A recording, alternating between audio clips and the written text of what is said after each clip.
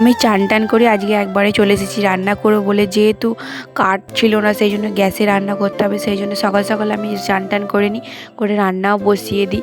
তো যেহেতু অনেক গরম পড়েছে বাইরে, তো যেহেতু বাড়িতে সবাই ছিল সেই জন্য আমি একটু ঠান্ডা ঠান্ডা শরবত করে ফেলি। আর দেখলাম বাড়িতে লেবুও আছে, নুন চিনি সবই আছে, তো সেই জন্য নুন চিনি দিয়ে লেবু দিয়ে একটা শরবত করে নিই। তো এখানে বড় হাতায় আমি 2 চামচ চিনি নিয়ে নিই, পরিমাণ মতো আমি একটা লেবুও দিয়ে দিই, যেহেতু বেশি না টক হয়েছে। তো খেয়ে দেখলাম যে ভালোই হয়েছে খেতে। তো চলো সবাইকে দিয়ে আসি, দিয়ে এসে আমিও খেয়ে নিই। তারপর এখানে যে আমি ভাতটা চাপিয়েছিলাম দেখলাম ভাতও ফুটে গেছে। তো ফুটে যাওয়ার পর আমি আস্তে করে আবার ভাতটাকে চাপা দিয়ে দিই, যেহেতু ভাত এখনও অনেক দেরি। তো সেই জন্য চুলটাকে আমি হালকা করে আবার শুকোতে বসি, যেহেতু মাথাটা আমার এখনও পুরোপুরি ভিজে আছে আর গলাটা আমার এখনও ধরে আছে, কারণ আমার প্রচণ্ড একটু সর্দি হয়েছিল, একটু কমেছে। আর তারপর এখানে আমি শাক বাছতে লেগে যাই। তো এটা কী শাক তোমরা অবশ্যই কমেন্ট করে জানিও। তো আমার যতটা সম্ভব মনে হলো নোটে শাকের মতো। তো চলো এখানে পরিষ্কার করে প্রথমে আমি সব কিছু কেটে কুটে নিই।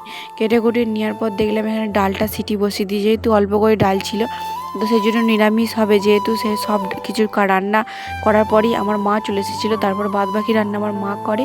আর কত কিছু আমাদের রান্না হয়েছিল, মনে হয় 5-6টা তরকারি রান্না হয়েছিল। তো যেহেতু খেয়ে দিয়ে দুপুর হয়ে গেছে, জামা কাপড় শুকিয়ে গেছে, তো জামা কাপড়গুলো তুলে নিয়ে চলে আসি।